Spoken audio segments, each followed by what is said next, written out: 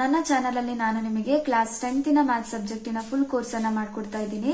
So ಇವತ್ತಿನ class ಅಲ್ಲಿ ನಾವು ಟ್ರಯಾಂಗಲ್ಸ್ ಚಾಪ್ಟರ್ ಮೇಲೆ ಎಕ್ಸರ್ಸೈಸ್ 2.1 ಪಾರ್ಟ್ ಅನ್ನ ಮಾಡ್ಕೊಳ್ತಾ ಹೋಗೋಣ. ಸೊ ಫಸ್ಟ್ ಮೇನ್ ಕ್ವೆಶ್ಚನ್ ಈ ರೀತಿ ಕೇಳಿದ್ದಾರೆ, filling the blanks using the correct words given in the brackets. ಓಕೆನಾ.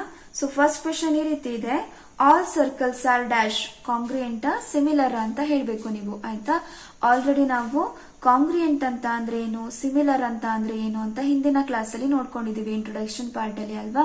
ಸೊ ಯಾರೆಲ್ಲ ಆ ಕ್ಲಾಸ್ ಅನ್ನ ನೋಡಿಲ್ವೋ ಒಂದು ಸಲ ನೋಡ್ಕೊಳ್ಳಿ. ಆಯ್ತಾ.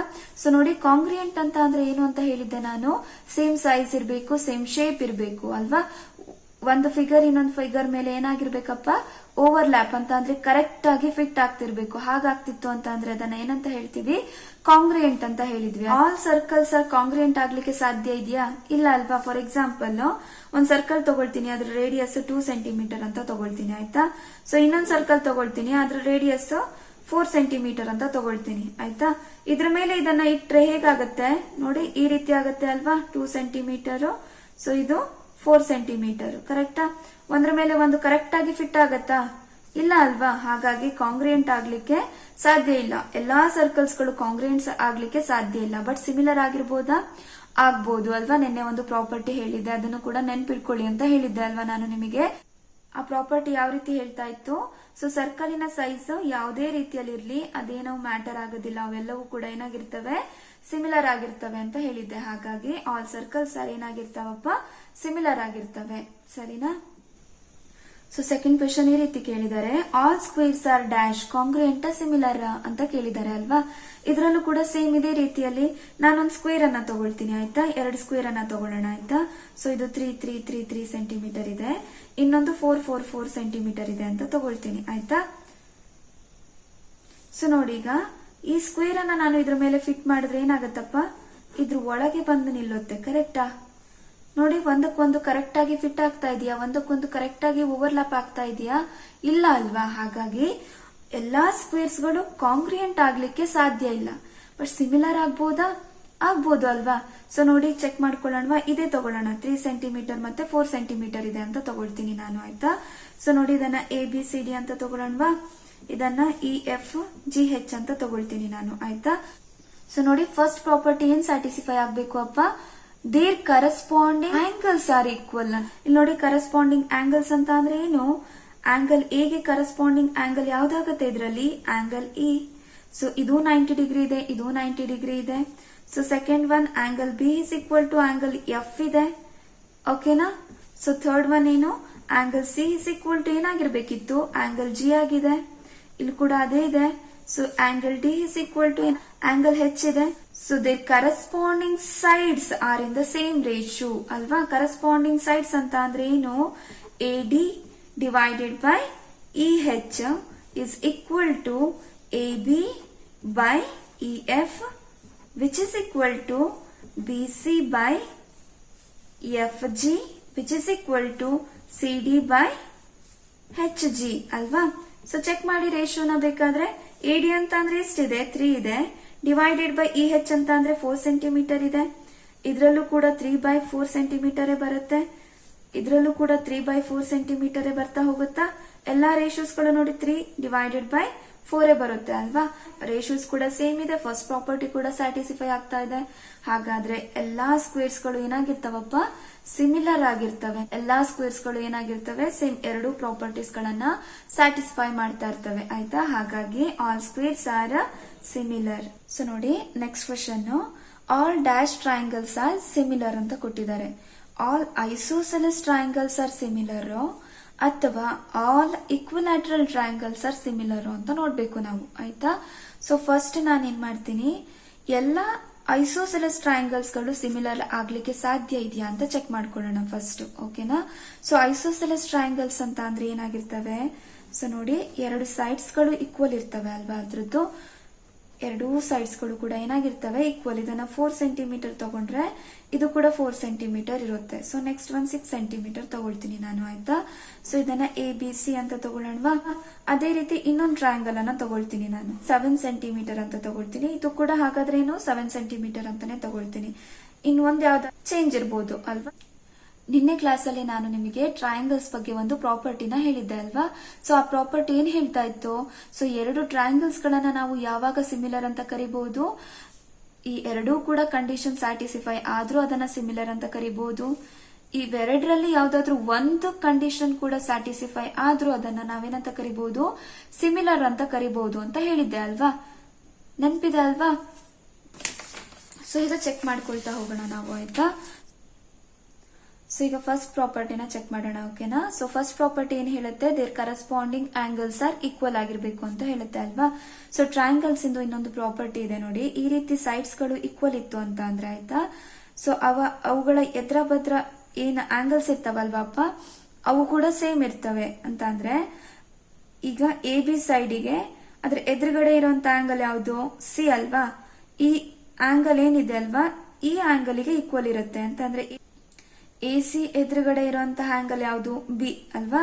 ಈ angle B is equal to ಏನಾಗಿರ್ತವೆ, ಆಂಗಲ್ ಸಿ ಆಗಿರುತ್ತೆ. ಇದು ಅಕಸ್ಮಾತ್ 45 ಡಿಗ್ರಿ ಇತ್ತು ಅಂತ ಅಂದ್ರೆ ಇದು ಕೂಡ 45 ಡಿಗ್ರಿ ಇರುತ್ತೆ ಅಂತ ಅರ್ಥ ಆಗ್ತಿದೆ ಅಲ್ವಾ. ಅದೇ ರೀತಿ ಇಲ್ಲೂ ಕೂಡ ನಾನು ತಗೊಳ್ತೀನಿ, ಇದನ್ನ ಒಂದು 50 ಡಿಗ್ರಿ ಅಂತ ತಗೊಳ್ತೀನಿ, ಆಯ್ತಾ. ಸೊ ನೋಡಿ, ಇವಾಗ ಫಸ್ಟ್ ಪ್ರಾಪರ್ಟಿ ಏನು, their corresponding angles are equal ಅಲ್ವಾ. ಆಂಗಲ್ ಎ ಅನ್ನೋದು ಯಾವ್ದಕ್ಕೆ, ಆಂಗಲ್ ಪಿ ಗೆ ಈಕ್ವಲ್ ಆಗಿರ್ಬೇಕಿತ್ತು, ಬಟ್ ಇಲ್ಲೇನಾಗಿರುತ್ತೆ, ನಾಟ್ ಈಕ್ವಲ್ ಆಗಿರುತ್ತೆ. ಆಂಗಲ್ ಬಿ ಕೂಡ not equal to angle Q ಗೆ ಈಕ್ವಲ್ ಆಗಿರೋದಿಲ್ಲ, ಓಕೆನಾ. ಅದೇ ರೀತಿ ಆಂಗಲ್ ಸಿ ಅನ್ನೋದು ಏನಾಗ್ತಾ ಇದೆ, not equal to angle R. ಹಾಗಾದ್ರೆ ಫಸ್ಟ್ ಪ್ರಾಪರ್ಟಿ ಸ್ಯಾಟಿಸ್ಫೈ ಆಗ್ತಾ ಇಲ್ಲ. ಅರ್ಥ ಆಗ್ತದೆ ಅಲ್ವಾ ನಿಮಗೆ. ಸೊ ಈಗ ಸೆಕೆಂಡ್ ಪ್ರಾಪರ್ಟಿನ ಚೆಕ್ ಮಾಡೋಣ. ಸೊ ಸೆಕೆಂಡ್ ಪ್ರಾಪರ್ಟಿ ಏನ್ ಹೇಳುತ್ತೆ, their corresponding sides are in the same ratio ಅಥವಾ ಸೇಮ್ ಪ್ರಪೋರ್ಷನ್ ಅಂತ ಹೇಳ್ಬೇಕು ಅಲ್ವಾ.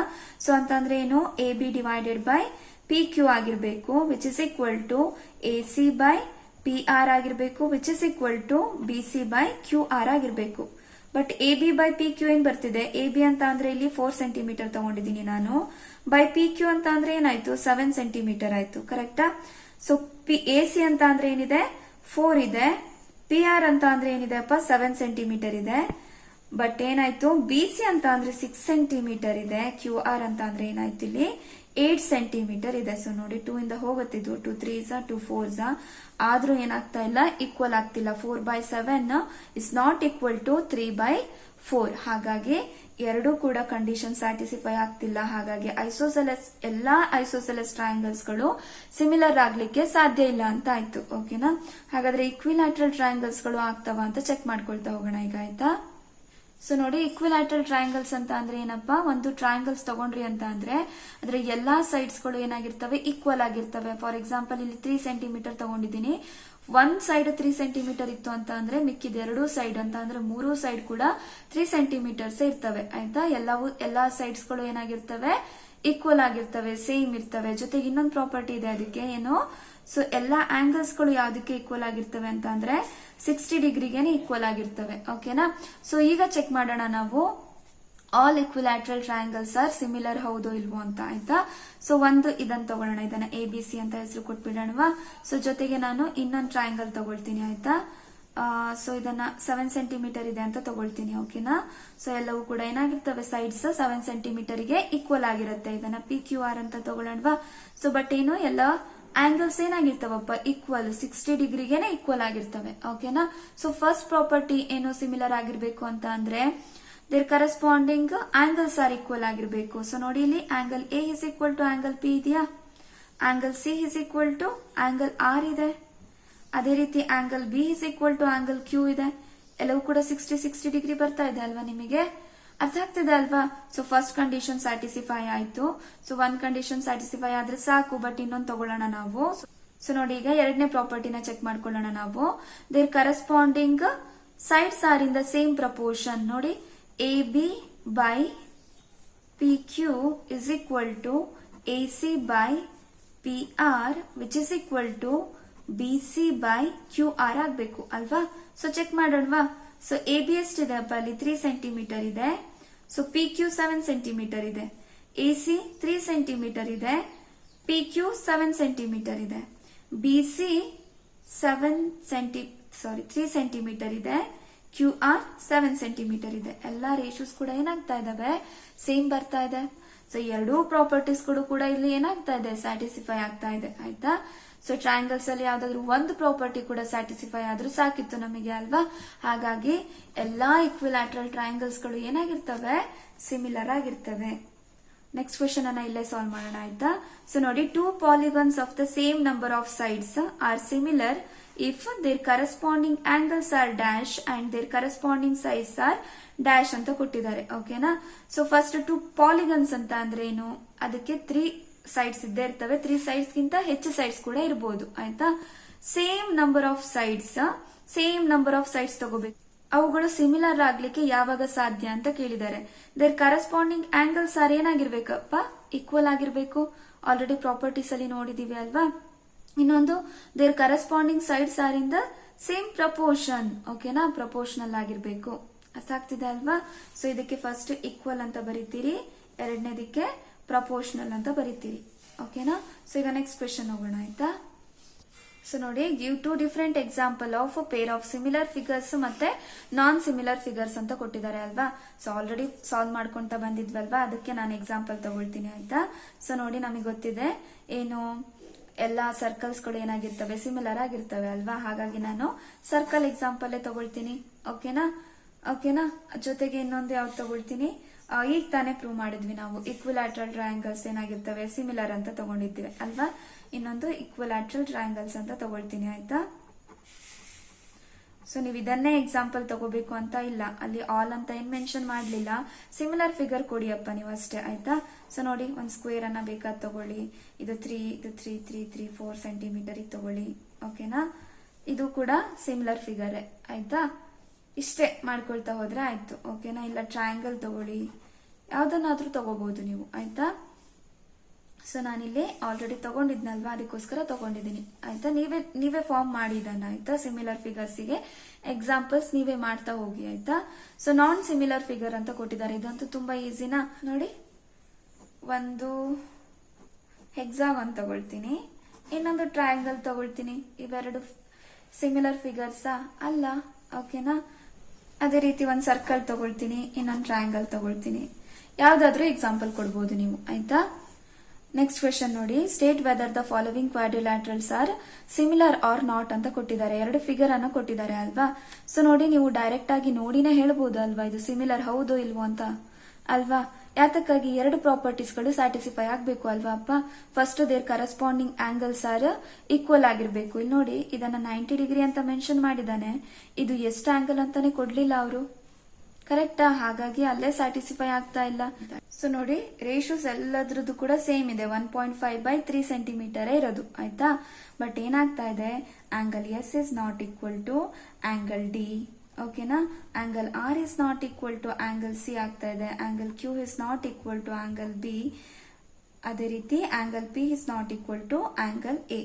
ಅರ್ಥ ಆಗ್ತಿದೆ ಅಲ್ವಾ. ಹಾಗಾಗಿ ಸಿಮಿಲರ್ ಅಲ್ಲ ಇದು ಆಯ್ತಾಪ್ಪ, ನಾಟ್ ಸಿಮಿಲರ್. ಸರಿನಾ.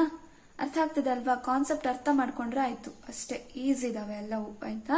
ಸೊ ನನ್ನ ಕ್ಲಾಸಸ್ಗಳು ನಿಮಗೆ ಅರ್ಥ ಆಗ್ತಿದ್ರೆ ನನ್ನ ಚಾನೆಲ್ ಅನ್ನ ಸಬ್ಸ್ಕ್ರೈಬ್ ಮಾಡಿ, ನಿಮ್ಮ ಫ್ರೆಂಡ್ಸ್ ಜೊತೆ ಕೂಡ ಶೇರ್ ಮಾಡಿ ಮಕ್ಕಳೇ. ಸರಿನಾ.